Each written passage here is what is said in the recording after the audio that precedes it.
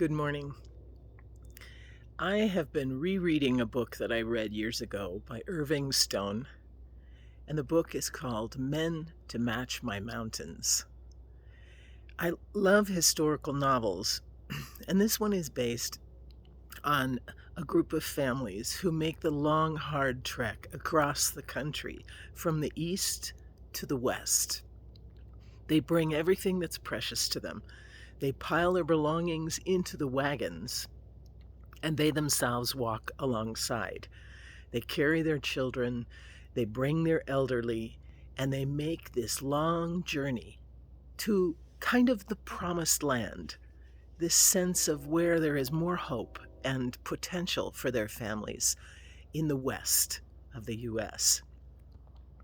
And as you can imagine, and when we've seen movies or perhaps you've read books as well, there is a lot that they encounter, things that they expected and things they had no idea of. They need to band together, and as a group, as a small community, they are able to find safety, secure places to stay, find ways to feed themselves, and they learn a lot about humanity. Though many of us will never have made that journey, and our ancestors may not have made that journey, we make other journeys of a similar kind. We make interior journeys and spiritual journeys and emotional journeys that feel like we're making this trek cross country, crossing the Sierra Nevadas on the west to get to a land full of hope and promise, to a place in our own life where things will be better. And yet, for these families, for these individuals, some of the most painful lessons were when they realized that their oxen couldn't make the journey on their own.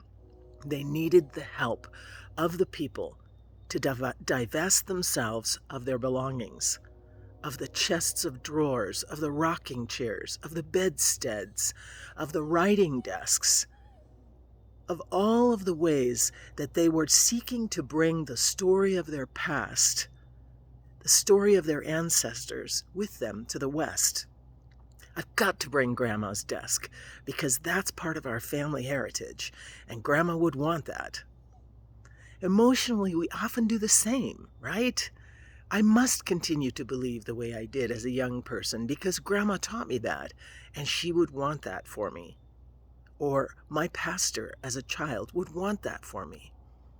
And our journey is so similar in that we cannot bring everything we were gifted and given and even expected to carry with us where we need to go. God is asking us to trust what God has in store, and that we must lay down, set aside, place there on the road beside us as we leave it behind in order to be able to embrace all that is promised at the other end of our journey. It is so hard. These things that we cling to, that we have attachments to, are often an obstacle in us more readily embracing what God has in store. So I find that this book is full of provocative thoughts, parallels in my own life, and I wanted to share them with you because this is real for us. What do I need to set aside in my personal journey? What things have I always held to be true, and now I'm finding that perhaps, it's just more of a burden? God can be our everything. God wants to be our everything. And we need to strip down the things that we cling to, even the things we think point us to God, bring us to God. Set them aside, uncurl our fingers from our clutch, and allow God to reveal how God is enough for us on this journey. God knows where we're going, and God knows what we need. It's up to us to set down what we cling to and allow God to be everything.